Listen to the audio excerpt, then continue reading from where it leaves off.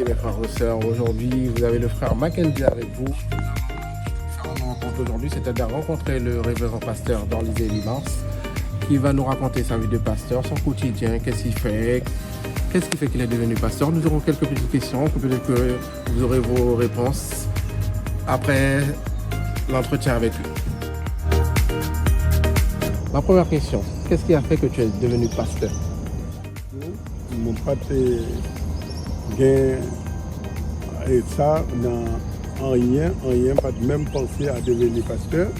Et même pour d'autres, première fois, électrochoc la fête, c'était en 1988, je m'étais refusé.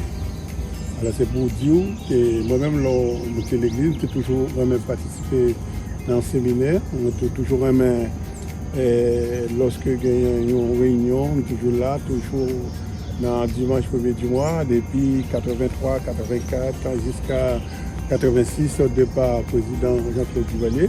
Mais dans la tête, moi, j'ai pensé pour me venir pasteur. Raison claire, c'est parce que je suis parler pasteur mal trop par rapport à les au fait convention, puis autant de ça, mon dit, dans la tête, moi, je n'ai pas de chambre vérité pour me venir pasteur. Comme je dis, en 88, je vais proposer pour venir pasteur.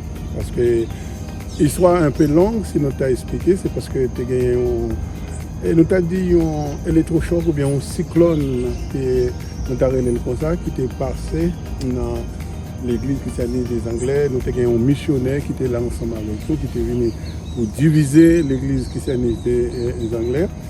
Et puis, les monsieur venu pour diviser l'église. Et puis, vraiment, il y a des gens qui prend dans ça aussi, qui a accepté. Et puis, il y allait avec tout le monde. Nous étions à 400 quelques fidèles. Nous sommes venus à 18 personnes dans l'église. Tout l'autre monde est parti. Et bien, raison ça qui fait les passagers dans une réaction. Moi. Et puis, dis-moi, là, vous êtes moins pasteur tout de suite. Je dis, c'est non. Intellectuellement, ce n'est pas possible. Spirituellement, ce n'est pas possible. Et professionnellement, je ne sais pas pourquoi maintenant. Maintenant, vous parlez de Haïti. De Haïti. Voilà, okay. Et c'est de Haïti qui vient arriver ici et qu'on a l'aime, puisqu'il dit, puisque je ne suis pas d'accord pour mon pasteur, il dit, moi, mettez-moi prédicateur l'église en attendant. Oui, je viens accepter prédicateur l'église, mais après, je me dis, par retirer Haïti, je prends avion pour venir ici. L'aime, je prends avion.